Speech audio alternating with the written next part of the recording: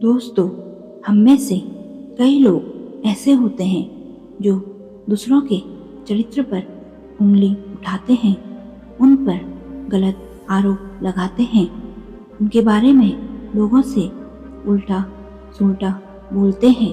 अगर आप भी ऐसे लोगों में से हो तो ये कहानी आपके लिए ही है। तो शुरू करते हैं आज की कहानी। प्राचीन समय की बात है।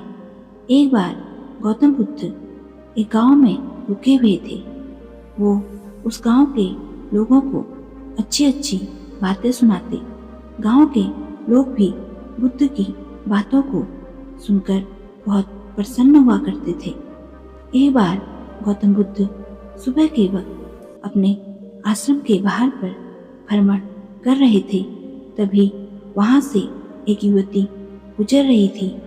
उस युवती ने गौतम बुद्ध को भ्रमण करते हुए देखा तो उनके समीप गई और उनसे कहने लगी, मैं जब भी आपके आश्रम के बाहर से गुजरती हूँ तो आपको टहलते हुए देखती हूँ और सोचती हूँ, आप तो बड़े बड़े राजा महाराजाओं की तरह दिखते हो, लेकिन आपने ऐसे गेरुए वस्त्र क्यों धारण किए हैं? क्या आप मुझे इसका कारण बता सकते हैं? तब गौतम बुद्ध ने मुस्कुराते हुए उस युवती से कहा, मैंने 3 सवालों का जवाब ढूंढने के लिए संन्यास लिया है।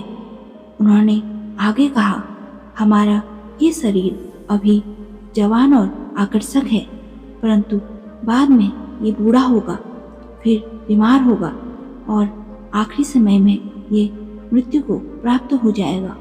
मुझे बीमारी, बुढ़ापा और मृत्यु के कारण का ज्ञान प्राप्त करना है। गौतम बुद्ध की बातों को सुनकर वो युवती बहुत ज़्यादा प्रभावित हुई और उसने बुद्ध को अपने घर में भोजन ग्रहण करने के लिए निमंत्रित किया और कहा, अगर आप मेरे घर पर भोजन ग्रहण करने के लिए आएंगे तो मुझे बहुत ज़्यादा खुशी होगी। इतना कहकर वो वहाँ से चली गई। जैसे ही ये बात गांव के एक व्यक्ति को पता चली तो उसने ये बात आग की तरह पूरे गांव में फैला दी। ऐसा सुनकर सभी गांव के लोग गौतम बुद्ध के पास गए और उनसे कहने लगे, महात्मा जी, आप उस युवती के घर भोजन ग्रहण करने के लिए बिल्कुल भी मत जाना, क्योंकि उस युवती का चरित्र अच्छा नहीं है, वो बहुत गलत है। तब गौतम बुद्ध ने गांव के मुखिया से पूछा, क्या ये बात सच है? मुखिया ने कहा, हाँ महात्मा जी, ये बात बिल्कुल सच है। इतना सुनते ही गौतम बुद्ध ने गांव के मुखिया को अपने पास बुलाया। जैसे ही मुखिया बुद्ध के समीप पहुंचा तो उन्होंने मुखिया का एक हाथ जोर से पकड़ लिया और कहा, अब तुम ताली बजाकर दिखाओ।